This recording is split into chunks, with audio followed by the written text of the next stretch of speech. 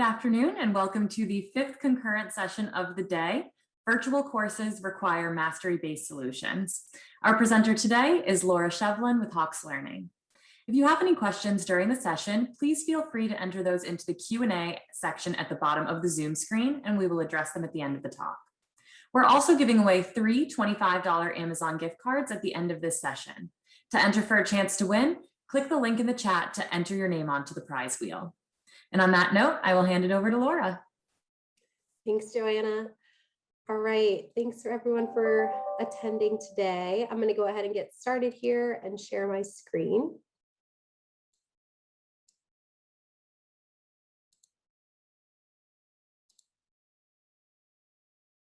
Just give me 1 second here.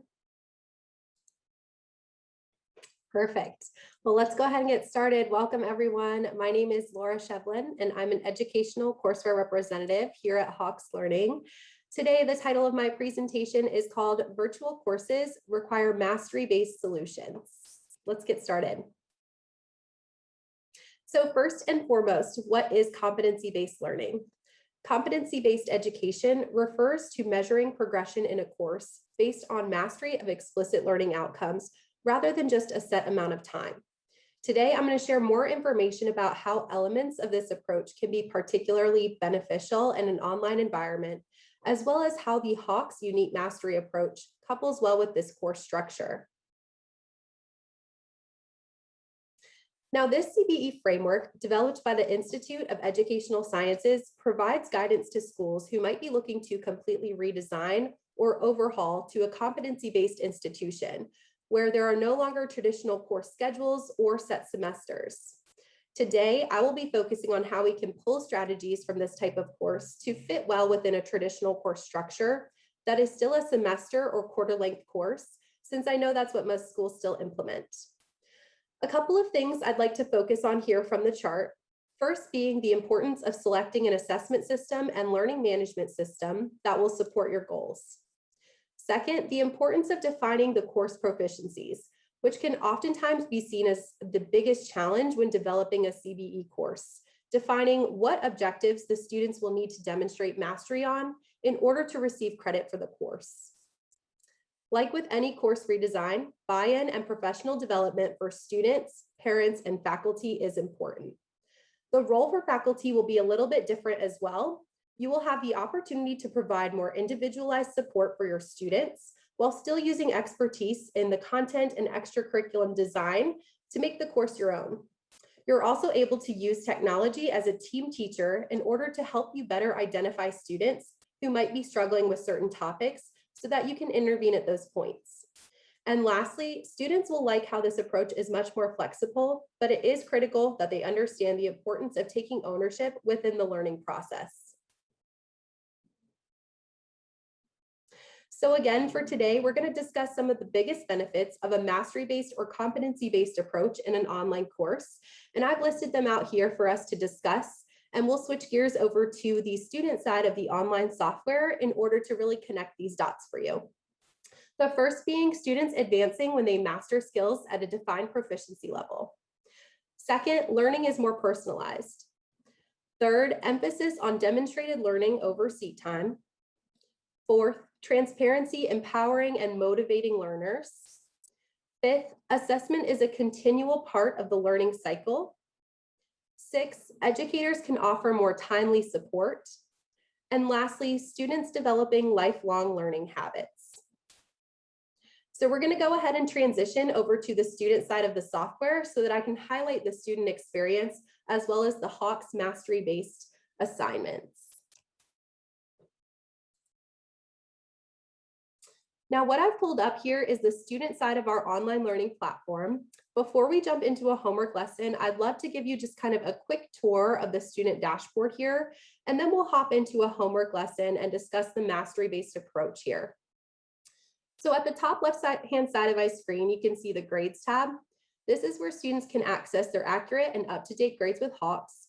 We do sync directly with a couple different LMS systems, including Canvas, Blackboard, D2L or Brightspace, and Moodle, so that your grade and rosters can sync over and you won't have to toggle as much between the two systems to ensure their accuracy. To the right here, we have our ebooks tab. This is where the online version of the textbook is housed. This does come included with a student's purchase of an access code, as well as a lifetime license, which is something that's really unique to Hawks. That means student access codes never expire and it's theirs for life. Students who need to drop or retake the course will not need to repurchase their access codes. So just keep in mind that ebook and lifetime license comes included within their purchase of that access code. To the right here, we have our discussions tab with two drop-down features.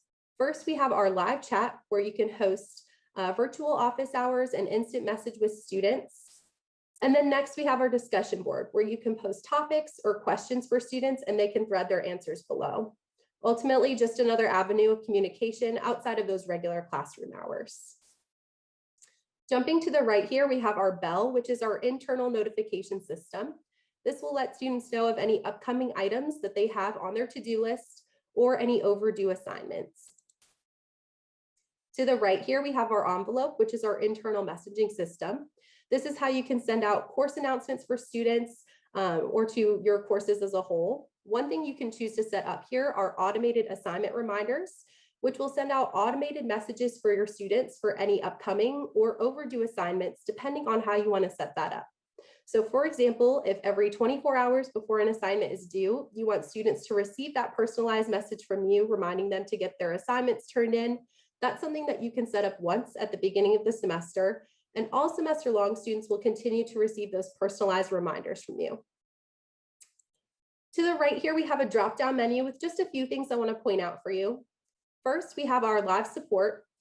This is where students can get in touch with Hawks specialists through our 24/7 live chat. So this is always available for both students and instructors in order to get in touch with our support team. And this is huge for us. We also have regular phone hours that instructors and students can call into. In fact, we have a company policy here at Hawks that when someone's calling in, a live person will answer the phone within the first 4 rings. Below that, we have a training video, which is just a good resource for students to get started with Hawks. It will walk them through how to create their accounts and where all their resources are housed within the Hawks platform. Below that, we have a Give Feedback Win Prizes tab, which is just a fun way for us to encourage feedback from students who are in here using our system every day. At any point, students can submit their feedback to us here, and we do monthly drawings for gift cards. So that there is the dashboard. And now taking a look below, I can see the courses that I'm enrolled in, as well as my school, instructor, and section here, and a mini to-do list of my upcoming assignments. As a student, I can click directly on those assignments or click on this blue View Course button, which will take me to my to-do list. Oops, looks like I was signed in a little bit too long there. So your to-do list is a comprehensive breakdown of all of your upcoming assignments and due dates. You'll notice by default, they're broken out by due dates: due today, due within a week, and due later. I do want to mention that this section here is completely customizable for instructors. If you'd prefer to break these out by modules or chapters, you can absolutely customize these headers and the way that they appear.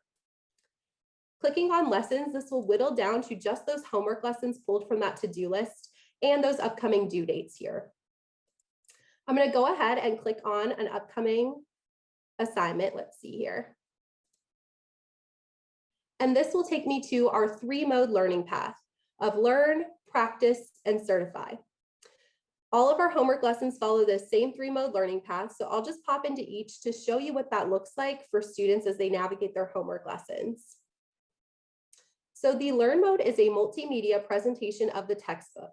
This is where all of the instructional content is contained, and it's pulled from that printed textbook and ebook, just broken out into smaller, more bite-sized chunks for students. So these 15 pages of content are what students will need to read through in order to be prepared to answer the upcoming homework questions. I will say there are some multimedia resources kind of scattered throughout the Learn mode to keep an eye out for. We do have some video resources, including our example level videos. These will show an instructor working through this exact example that's down below. We also have a watch button here on the top left-hand side of the screen, which will pull what we call a lesson level video. This will give students an overview of everything that's covered here in these 15 pages of content in video format. So these are quick lecture style videos that are usually under 10 minutes long that just follow along within all the content that students are reading through. Just a good resource for students who might consider themselves more auditory or visual learners here. I do want to point out that closed captions are always available for all of our video resources as well. The last thing I want to say about the Learn mode here is that it is customizable for you as an instructor. So if there's anything in here that you don't necessarily cover within the course, you have the ability to hide these screens as a whole, and you also have the ability to tack on additional content. This split screen here is just an example. If you had your own statistics simulations or even YouTube videos that you wanted to embed directly in these screens, you can customize this content so that students don't just see what Hawks has presented for them, but what you've built in as well. Heading out of the Learn mode, I'll go ahead and pop into practice here. And practice is exactly what it sounds like. It's kind of a penalty-free environment for students to jump in and begin answering practice questions without penalty before they're heading straight into the homework portion. We do give students these algorithmically generated questions here to answer, as well as access to these learning aids down here at the bottom of the screen. I will walk through each of these just to show you what they look like for students. But first, I do want to submit an answer here just to show you the kind of feedback that students get when they get a question incorrect within the practice mode. Right away, it's going to flag my answer as wrong, but as a student, I can click on this explain error button here, and it will pull the exact question that I was just presented with, and not only tell me that my answer was wrong, but why my answer was wrong. Our system has artificial intelligence that anticipates and diagnoses common student errors that are made here in the platform in order to stop students in their tracks right away when they do make a mistake and let them know where they've gone wrong. As you can see here, it tells me the answer I submitted was incorrect, and then it goes on to tell me why. It appears that I correctly found the y coordinate of the vertex of this function, and I made a sign error on the x coordinate of the vertex. In real time, when I make a silly mistake, I can read this feedback and go back and remediate. We always tell instructors that this is the type of feedback that you would hope to give your students if you were able to sit down with every single one of them as they're working through all of these practice questions. Heading back to practice here, I have a couple options as a student. I can click try similar if I want a similar question type to continue practicing on that question. I can also skip around here. So if I'm feeling confident on a particular question type, I can skip over questions and really just focus on the ones that I feel like I'm struggling. If I get to a question and I have no idea where to begin, I can click on this tutor feature here. Tutor is going to pull the question that I was just presented with and provide me with a helpful hint, or if it's a multi-step question, it will break it out step by step, kind of holding my hand through the solution process. This tutor tool is really nice for students as they're working through these practice questions, especially outside of normal classroom hours, and they're feeling stuck and they can't necessarily raise their hand and ask you where to get started. So the tutor feature will be great for students.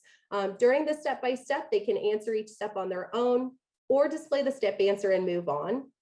If something's still not clicking as a student from this tutor screen here, they can go back to Learn where that content was covered in the Learn screen, or click on Solution to see a fully worked out solution and the correct answer displayed. Heading back to practice here, the last thing that we offer for students is a Send to Instructor button. This is something that you can turn on or off for students, but I like it because it allows students to take a screenshot of a question and send it to you directly if there's something that they're really struggling on or want to talk through during office hours. So you'll be able to see the exact version of that question that students were seeing within the practice mode. Heading out of practice, at any point as a student, I can pop into Certify when I'm feeling ready to start answering the homework questions of the lesson. So Certify is the credit-bearing portion of the 3 learning modes. This is what students are completing for a grade in your course. It's really just our fancy word for homework here. Now, I will say you'll notice that the question types within Certify are very similar to what students just worked through in practice. So if they did spend any time up front working through practice questions, it certainly wasn't wasted. It will ultimately better prepare them when it comes to answering these Certify questions. Now, a couple key differences between practice and Certify. First, you'll notice that we've removed the learning aids down here at the bottom of the screen. Students can no longer access that skip, tutor, try similar, or send to instructor button. Ultimately, we just want to hold students accountable once they get to the Certify portion for being able to prove that they've actually learned the content in the lesson and can stand on their own. At any point, we don't want students to become overly reliant on the learning aids that we provide to them in practice. And these are technically considered lower stakes assignments. So it's okay for students to make mistakes here. We just want them to be aware of the topics that they don't know. That way they can remediate before they get to the higher stakes assignments in the course, like tests and quizzes. Now with Hawks, we also use a mastery-based approach, like I mentioned earlier. So what that means is we're asking students to reach a mastery level of these lessons at around 80% in order to achieve credit on their homework. And by credit, I mean 100% in the gradebook once they've reached or exceeded the mastery level of the lesson. In this particular set, you'll see that we've given students 20 questions. Of those 20, they have a little bit of wiggle room, so that 4 inside the red heart indicates the number of questions that they can miss, and they're still within that mastery threshold. Now, let's say a student were to dip below the mastery level here and miss a 5th question in this set.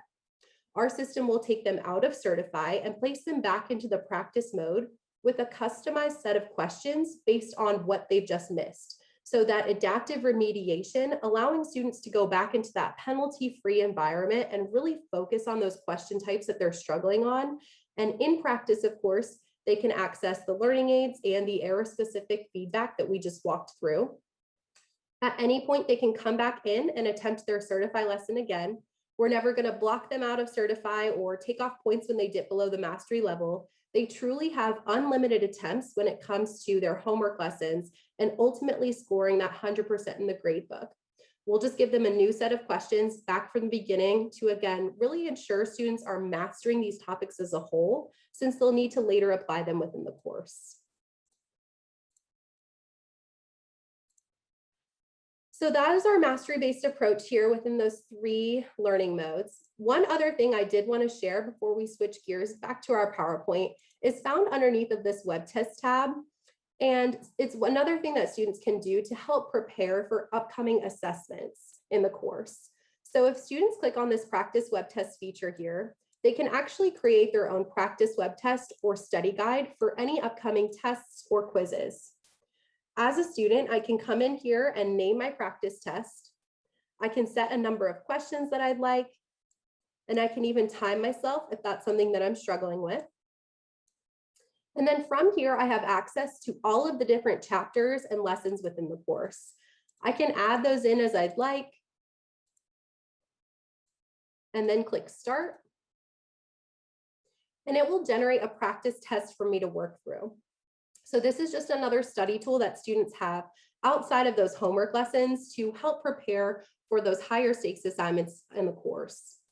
Now, one thing that's really nice about this practice web test feature is that it looks identical to an instructor assigned web test. So as an instructor, you do have the ability to build and create tests and quizzes within the Hawk system. You will have access to our full question bank to build those out. And students, once it comes to test time, there will be no surprises. They can navigate that test through Hawks just as they did with this practice web test feature. They can skip around by clicking on the question number at the top left-hand side of the screen. And I'm just going to pop in a couple answers here. For time's sake, I'll go rather quickly, just to show you the type of feedback that students are getting as they're working through and answering these questions.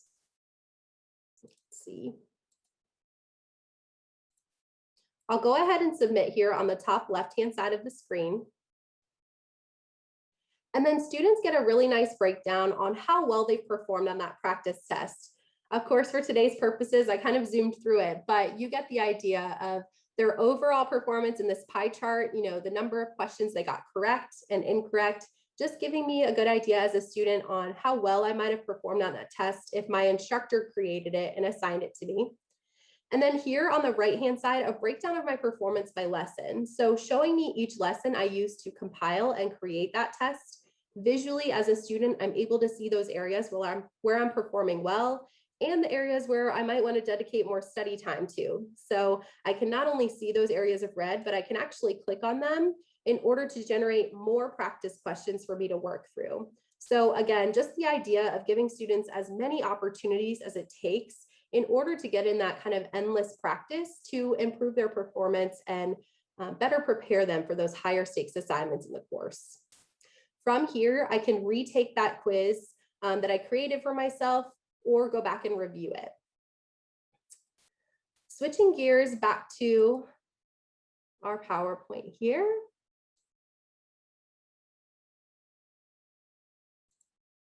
Just give me 1 second. There we go. So now we're going to circle back to the points that we discussed earlier and talk about how our platform can help connect these benefits for your students within that mastery-based course. So that first point of students advancing when they master skills at a defined proficiency level, we do set mastery at around 80%, and this is typically standard for CBE programs. However, the Hawks mastery level is completely customizable by you as the instructor. So no matter what the proficiency that you set, students are held accountable for achieving at that predefined level of mastery. Keep in mind, students do receive full credit on the assignment upon reaching that mastery level, and we do this for an important reason: student motivation. This 100% score acts as the carrot on the end of the stick for students for not just working through the problems, but for solving them correctly and just holding them to a higher standard of achievement. This second point here of learning is more personalized for students. The Hawks lessons are adaptive to personalize the learning experience for each student. If they are unsuccessful in reaching the initial mastery level, they're placed back into the practice mode where they can use our intelligent tutoring or error-specific feedback in order to remediate those individual skill gaps. So by addressing these deficits in real time, this will make the learning process much more personalized and efficient for your students. We do know that each student brings a unique level of prior knowledge of the content and will learn at different speeds. So some students may need to review, reread, learn, watch the instructional videos again, or just utilize more of the tutorials in general. This approach does allow students to take advantage of those resources, even if they are initially unsuccessful, and try again. This third point here, emphasis on demonstrated learning over seat time. So this doesn't necessarily mean a self-paced schedule, but the idea of providing each student with unlimited opportunities to learn and reach the same level of achievement as their peers, regardless if it takes them a little bit more time to get there. So as an instructor, you can have fixed timing and due dates for assignments, but a mastery-based approach will give students more flexibilities and more opportunities to prove proficiency up until those deadlines. Number 4 here, transparency empowers and motivates learners. So one of the reasons our mastery approach is so motivating for students is that they know that every time they sit down to work on a homework lesson, they do have the chance to pass and unlimited chances to do so. So I'm sure you see semester after semester students coming into your courses with the perception that they are just plain bad at math. Students do appreciate knowing that they have an opportunity to achieve without penalty, even if they aren't initially successful. Their anxiety is reduced when penalty for initial failure is completely taken off the table. Furthermore, students do learn to persist when they can see their progress towards achieving mastery goals while receiving full credit on assignment completion. Number 5 here, assessment is a continual part of the learning cycle. So speaking of tests, assessment shouldn't be a final judgment at a time when a student has no hope of changing the outcome. If the first time they're figuring out what they don't know on an assignment is on a high stakes test, it can oftentimes feel too late for students. This can come into play with other online systems as well. Students can oftentimes have an inflated sense of understanding because they're utilizing those learning aids as a crutch and they truly don't know where they stand in the course. We want students to know where they stand and have the opportunities to correct their mistakes before the higher stakes assignments in the course, like tests or quizzes. Incremental progress with these assignments supports students towards achieving cumulative understanding within the course. Number 6, educators can offer more timely support. So this is where you come in as an instructor. How can you utilize that technology as a team teacher in order to help you? The ongoing review of where students stand in relation to their goals for learning provides a more realistic picture to both students and educators. The reports that Hawks offers faculty can help give you an understanding of where your students are struggling in real time so that you can more efficiently pinpoint the student who might be at risk at failing or falling behind, or the specific question types that students in your class are struggling with. So this screenshot here included is an example of a report that you can run within the HAWKS system in order to filter out student progress based on grades or activity level. As an instructor, reports like these will help you to identify those warning signs of students who might be struggling. That way you can intervene before it's too late. We also have a diagnostic testing feature that allows students to test out of having to complete lessons based on proficiency levels that you've set for them. Number 7, students developing lifelong learning habits. So the final thing that I want to reiterate here is that students will develop lifelong learning habits. So this screenshot here is the message that students receive once they hit the mastery level of a lesson. And for some students, this might be the first 100% that they've ever gotten in a math course. So this will be that motivation for them to keep working through these assignments. Mastering any skill takes persistence and translates to long-term achievement orientation. A mastery-based approach teaches students how to persevere and demonstrate that they can transfer their knowledge to new contexts and apply these skills that they've learned to subsequent math courses. And the final thing I want to share with you is just our assignment reviewer tool that I'll actually pull up on the instructor side of the gradebook. Give me a second to log in here. It looks like it timed me out. So in addition to that report that I just mentioned, where you can filter on activity level or grades to check in on student progress, we do have another report called our assignment reviewer tool. And I love this report because it's very comprehensive. You know, it's flexible enough to give you kind of a bird's eye view of how well your class section is doing overall, but also allows you to take the time to whittle down to individual students, check on their individual assignments and even individual questions that they might be struggling with in the course to, again, be able to better identify those at-risk students before it's too late. And you can intervene at those points there. So this assignment reviewer tool works for both homework lessons and web tests through HAWKS and kind of runs in the background and compiles all of this data for you as an instructor. So the first thing you'll see on this tool is the submission status bar graph. This will give you a good picture kind of at first glance, are students completing their homework lessons and are those being done on time, late, or overdue? Down below, you can see some additional data about your class section overall, including the number of students who've certified and the average amount of time spent in each of those learning modes. If you're curious about a particular assignment, you can click on that assignment name and it will pull more detailed student data for you. So here you're able to see individual student scores, as well as students who've not yet mastered those lessons. So here you can take a look at those individual students and again, see how many attempts is it taking them on those certify assignments and how long individually they're spending in each of those modes. I always joke with instructors, you know, sometimes you'll have those students coming to you saying, I worked on the homework for hours last night and I just could not certify. These reports will give you amazing course insights as to where your students are spending their time and if they're spending that time wisely. So you might have students who are just kind of turning their wheels here, like June. It looks like she attempted it twice, but didn't spend much time up front within the learn and practice modes. So just maybe taking that extra guidance of, you know, pointing students to those modes and making sure that they're aware of all of those resources there could really cut down on her attempts here and total time and certify.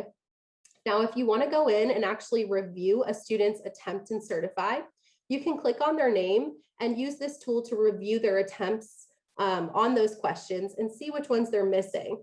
This is a great tool for office hours to be able to actually walk through each of these incorrect answers with students individually. And sometimes it's just that one or two questions that they're stuck on that they need that extra guidance. And it was the reason that they could not certify. In addition to the student data, we also have an analytics tab, which will show you the most commonly missed questions among your students. One thing I love about this analytics tab here is that it is completely anonymous. So this is something that you can actually pull up during class time and walk through with students. You know, if you wanted to dedicate the first 5 minutes of class time to going over these commonly missed questions, you could take a look at this bar chart and see, whoa, 45% of you, almost 45% of you missed question 1 on last night's homework assignment. You can actually click on that question number here, and it will generate a similar question type as to what your students saw. That way you can dedicate that class time up front with students to going over those questions that they're missing. So it's really nice that this tool kind of compiles all of this data for you in the background. That way you can use it as a tool to kind of tailor class time and intervene at those points. Down below, you're able to see some different objectives as well as difficulty levels for those commonly missed questions among your students and the average amount of time spent on each of those modes. And that's really everything that I wanted to share within our tools here. Joanna, do you have any questions coming in that I could help to address at this point? Yes, we do have a few questions here, but before we jump into those, I do want to give everyone a quick reminder that the link to enter to win one of the 3 $25 Amazon gift cards is available in the chat. If you haven't already, please take a moment to enter your name to win. We'll be spinning the wheel after the Q&A. So we have a couple questions here regarding our LMS integration. Could you go into a bit more detail about the 2 pieces of our integration and how those function for students and instructors? Yep. Good question. So like I said, we are compatible with several different LMS systems, including Canvas, Blackboard, D2L, Brightspace, and Moodle. And there are kind of 2 prongs to our integration here. So the first being student single sign-on options. That is where your students can actually access Hawks through your LMS course. So student single sign-on is really nice to house Hawks within Canvas, for example. Oops, excuse me one second.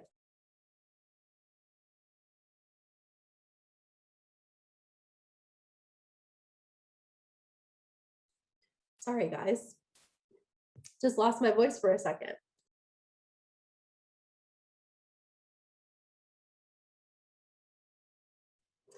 So with student single sign-on, students would access Hawks through your Canvas course. So it would all be housed in one place. One thing that is really nice about student single sign-on is that it allows 20 days of free temporary access for students so that everyone can get started on day 1 of class. So students who are waiting on financial aid or anything like that won't fall behind, and it's all kind of housed in one place. The second prong of the LMS integration options are the grade syncing. So you can have it set so that grades sync over to your Canvas or Blackboard grade books. That way you don't have to toggle back and forth between the 2 systems as much. Perfect. Thank you for sharing that, Laura. There are a couple other components to this question here. So I know that you mentioned that we are compatible with Canvas, D2L, Blackboard, and Moodle, but do we have any ability to automatically import grades or direct assignment links with any of those platforms? Yeah, good question. So you can do deep links within Canvas and Blackboard. And so that will take students directly to those assignments within your LMS system, straight to that learn, practice, and certify screen that I had pulled up earlier. And what was the second part of your question, Johanna? Sorry. With automatic grade syncing. Yes. You can set it up within Canvas so that grades sync automatically at certain times of the day. So if every night, every 24 hours, you want your grades to automatically sync over, that is available as well. Yes, and that should be available for D2L as well. So with both of those products. All right, and then we also have a question about conducting proctored exams in this system. Could you talk a little bit about our options between our relationship with Respondus Lockdown Browser and then the external third-party products that we are compatible with? Yes, so you can, like I said before, you can create and assign web tests through Hawks, and we do have some proctoring options available. The first being Respondus Lockdown Browser. So that does come included within Hawks, and you can absolutely utilize that option. Respondus Lockdown Browser would prevent students from screenshotting, printing, or opening new tabs while a test is open. We do have some new integrations that we are compatible with if your school has already purchased access to. For example, Respondus Monitor. We can work with Respondus Monitor through your LMS system in order to get that set up. That is something that's not currently included within Hawks, so it would have to be an integration that's already set up in your school. And I believe HonorLock might be another one of those. Joanna, you might know best on that one for HonorLock. Sure. So with HonorLock, that would be similar where your school would. So for these additional platforms, these would be platforms that you're already working with. So HonorLock, ProctorU, Proctorio, BioSig ID, all of these, including Respondus Monitor, we are compatible with. So that would be something where you could speak with one of our reps directly, depending on what you're using, and we could walk you through the steps to set up that integration.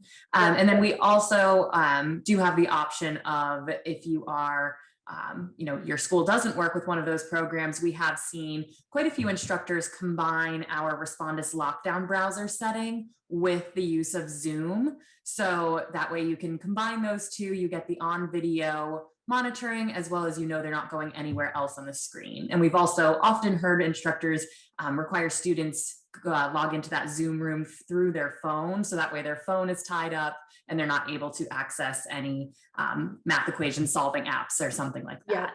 Yeah. Thank you. And then let's see. So there is a question here if there are any pre-made assignments available. Could you clarify our options between web tests versus lessons and what's pre-made versus not? Absolutely. And let me actually go back to the student dashboard here. So the pre-made assignments, I would probably classify as the homework lessons here. All of these homework lessons are ready to assign as is. And you can choose which topics you'd like to cover based on your course syllabus and the different objectives. But as you can see here, I have chapter 1 pulled up, and all of these lessons are pre-created and, like I said, ready to assign. Now, I did mention there are some customization options within each lesson that you can always choose to utilize. And then with tests and quizzes, we don't have a test bank or quiz bank, but we do have a full question bank that is available for you to build those types of assessments with. So if you do quizzes in your courses or tests and want to use the Hawks question bank to build those types of assessments, you can absolutely do that on the instructor side of the gradebook. You also have the option to build in your own questions. So if you've ever wanted to build your own questions for either homework lessons or for tests and quizzes, you always have that customization option within Hawks as well.